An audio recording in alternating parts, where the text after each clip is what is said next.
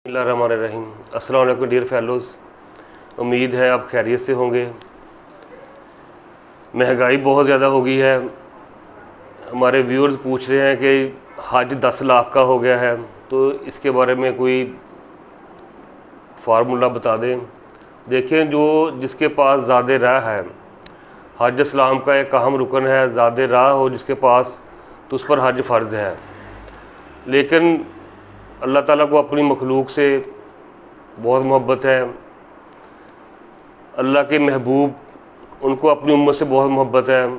आसलों को पता है कि जो उनके उम्मती हैं वो चाहते हैं कि वो अल्लाह का घर देखें, अल्लाह के महबूब के रोज़ा की ज़ियारत करें। तो आसलों ने फरमाया कि जो नेक औलाद अपने वालिदैन की ज़ियारत करती है तो उसकी हर निगाह के बदले एक मकबूल हज का सवाब।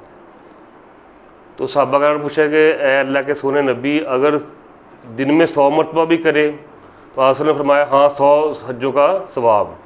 तो ये बड़ा आसान फार्मूला है। जो हज नहीं कर सकते, ज़्यादा राह नहीं है, तो वो अपने वालिदैन की खिदमत करें, अपने वालिदैन की ज़ियारत करें, उनकी दिलजोई करें, उनके पास बैठें, उनसे बातें करें, उनका भरपूर तरीके से एहतराम करें, उनका एहसास करें।